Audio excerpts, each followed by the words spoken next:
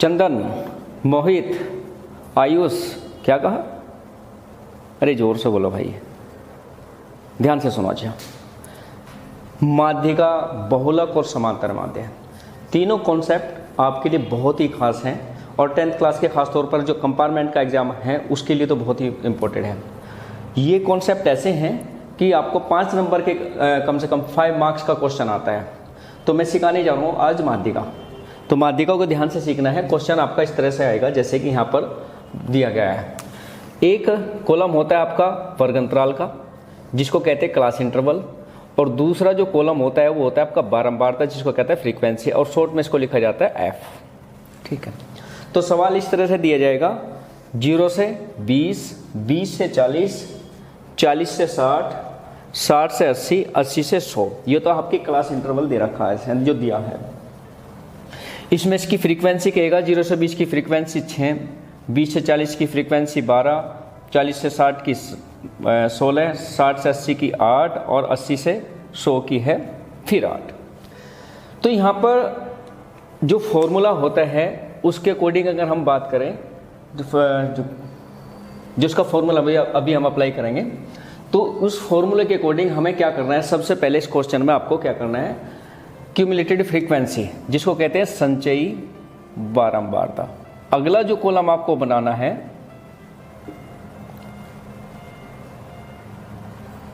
वो संचयी बारंबारता का बनाना है, जिसको कहते हैं CF, क्यूमुलेटेड फ्रीक्वेंसी।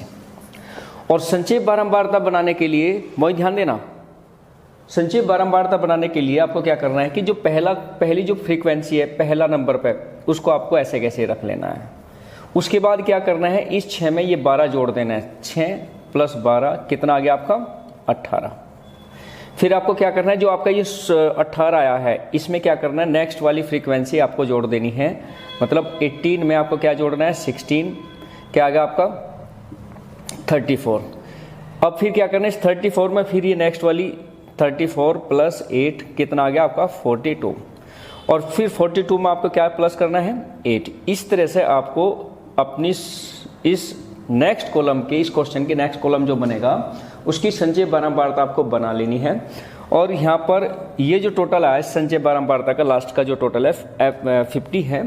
तो जब हम फ्रीक्वेंसी को इन सबको जोड़ते हैं तो इन सब का टोटल भी आपका 50 ही आना चाहिए। और जैसे कि आपको पता है कि बारंबार जोड़ने के बाद जो आता है उसको क्या कहते हैं, n की वैल्यू, वो n की वैल्यू होती है। तो यहाँ पर n की वैल्यू आपकी है 50। अब इससे आगे आपको क्या करना है, ये आपको ध्यान देना है। बहुत ही अच्छा और बहुत ही खास सवाल है। इससे बाद में क्या करना है, जब आपकी n की वैल्यू आ जाती है तो आपको चेक करना है कि n का हाफ कितना होता है। बाद आपको क्या करना है, आपको चेक करना है n/2, चेक करना है n/2। मतलब जो आपका n का मान आया, n की वैल्यू आई 50, 50 को आपको 2 से डिवाइड कर लेना है, और 2 से डिवाइड करके कितना आता है आपका 25। अभी जो आपका 2 से डिवाइड करके आ रहा है, यहाँ से आपको क्वेश्चन अच्छी तरह समझ लेना है। यहाँ पर क्यूमुलेटेड फ्रीक्वेंसी की एक सीरीज बनी थी। सीरीज में क्या था, पहले नंबर पे क्या था 6, दूसरे पे क्या है 18, तीसरे पे 34, और फोर्थ पर 42, और लास्ट में क्या था 50। अब यहाँ पर क्या है, यहाँ पर 1 से लगाकर 6 तक, मतलब 1 2 3 4 5 6, यहाँ पर ये सारी जो वैल्यूज हैं यहाँ पर छिपी हुई हैं, और 6 तक यहाँ पर आपको संख्या देख लेनी है। उसके बाद क्या है, आपको 6 से बड़ी मतलब 7 8 9 और 18 तक जितनी भी संख्याएं हैं वह 18 के पीछे है। 7 से बड़ी और 18 तक की जो संख्या है वह यहाँ पर आपकी उपस्थित हैं। अब 18 से बड़ी मतलब 19 20 इस तरह से, और 34 तक मतलब 18 से बड़ी 19 से लगाकर 34 तक की जितनी जो वैल्यूज है वहाँ पर वे आपकी यहाँ पर छिपी हुई हैं। तो अब आपको देखना है कि जो 2 से डिवाइड करके आया, 2 से डिवाइड करके क्या आपका 25, वो 25 किस वैल्यू में छिपी है। मतलब जो क्यूमुलेटेड फ्रीक्वेंसी है, संचयी बारंबारता का जो मान है, उस संचयी बारंबारता के किस वैल्यू में वो छिपी हुई है। और जैसे कि हम देख रहे हैं वो 25 है, 25 के 18 से बड़ा है और 34 से छोटा है, इसका मतलब वो इसके अंदर छिपी है। ठीक है, किसके अंदर है 34 में। यहाँ लिखेंगे 25 वर्ग अंतराल किस में है, देखो यहाँ पर 25 वर्ग अंतराल किस में है, 40 से 60 के, 40 से 60 में है। ठीक है, इस तरह से हम लिख देंगे कि 25 वर्ग अंतराल 40 से 60 में है। अब आपको क्या करना है, यहाँ पर फिर आपको ध्यान देना है, 40 से 60 में इतना कुछ देख लेने के बाद आपको फिर थोड़ा सा ध्यान देना है। ध्यान देने वाली बात क्या है आपकी, वो आपको अब जो क्वेश्चन के अकॉर्डिंग जो वैल्यू प्लॉट करनी है, मतलब जहां पर आपका 25 उपस्थित है, 25 कहां पर उपस्थित था, इसके अंदर 34 में, तो 34 से पहली जो वैल्यू होती है उसको कहते हैं हम हमेशा CF, जो फॉर्मूले के अंदर अब हमारे काम आएगी। और 34 के सामने की जो वैल्यू होती है उसको कहते हैं हम F, इसको लेंगे F। अब एक वैल्यू और होती है हमारी, एक L1 और एक होती है H। L1 ये होती है, ये L2 होती है। L1 का मतलब लोअर लिमिट और L2 का मतलब अपर लिमिट। और जो H का मान होता है, H का मान हमेशा होता है अपर L2 में से L1 माइनस कर देंगे, मतलब 60 में से 40 को माइनस करेंगे, क्या आ जाएगा आपका 20। H का मान हमेशा ऐसे निकालना है, अपर लिमिट में से लोअर लिमिट को आपको माइनस कर लेना है। ठीक है, तो इस तरह से हम देख रहे हैं, जब फॉर्मूला अप्लाई करेंगे तब देखेंगे L1 की वैल्यू क्या आई आपकी 40, L1 का मतलब लोअर लिमिट। H की वैल्यू क्या है आपकी 20 मतलब 60 में से 40 को माइनस कर दिया, आपकी 20 वैल्यू आ गई। और फिर CF क्यूमुलेटेड फ्रीक्वेंसी जो की वैल्यू आई हमारी 18 और F की वैल्यू क्या आई हमारी 16।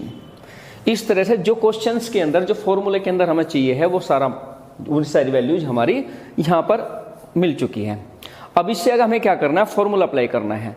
और फॉर्मूला अप्लाई करने के लिए क्या फॉर्मूला, सबसे पहले तो आपको यही देखना है कि फॉर्मूला क्या है। फॉर्मूले को याद रखना है, क्योंकि बिना फॉर्मूले के तो आपके क्वेश्चन होगा ही नहीं। फॉर्मूला क्या है ये आपको मैं बताने जा रहा हूँ। फिलहाल देखो माध्यिका का फॉर्मूला, अब यहाँ पर मैं अप्लाई करता हूँ फॉर्मूला। फॉर्मूला क्या है, माध्यिका।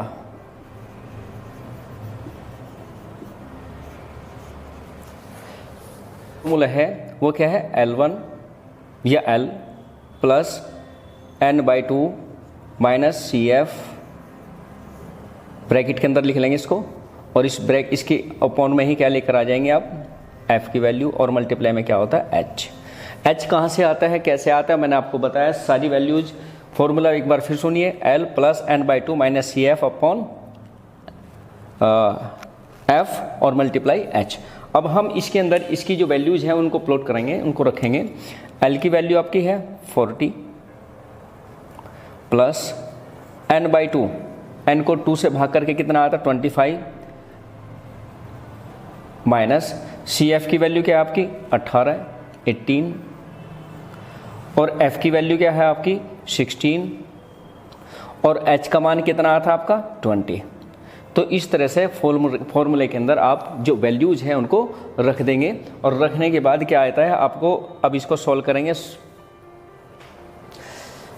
40 प्लस 25 में से जब 18 को माइनस करते हैं तो 7 अपॉन में 16 और मल्टीप्लाई में 20, ऐसे कैसी है। अब 20 को हम डिवाइड कर देंगे 4 से, 4 5 या 20, 4 4 या 16, तो कितना बच गया आपका 40 प्लस 7 की मल्टीप्लाई में 5 में कर देंगे। 7 की मल्टीप्लाई जब 5 में करेंगे तो कितना आ जाएगा, 7 5 35, 7 5 35 अपॉन 4। अब क्या करेंगे, जब 40 प्लस 35 को 4 से डिवाइड करेंगे, हम 35 को 4 से डिवाइड करेंगे तो कितना आएगा, 4 8 या 32, कितना बच गया आपका 3, पॉइंट लगा के 0 तल, 4 7 या 28, कितना बचता आपका 2, फिर 0 तले, तो कितना आ जाता है आपका 8.75, और जब 40 में 8.75 को जोड़ते हैं तो 48.75 आपका करेक्ट आंसर आ जाता है। तो माध्यिका निकालने के लिए आपको इस तरह से ये सारी चीज़ों को आपको फॉलो करना है जो अभी आपको बताया है। हाँ भाई मोहित, चंदन, सोनू, समझिए, बड़ी अच्छी बात है। तो अब आपको इसी क्वेश्चंस की या इस तरह के बहुत सारे जो क्वेश्चंस हैं उनकी आपको प्रैक्टिस कर लेनी है, ताकि आपके माध्यिका का जो कॉन्सेप्ट है क्लियर हो जाए।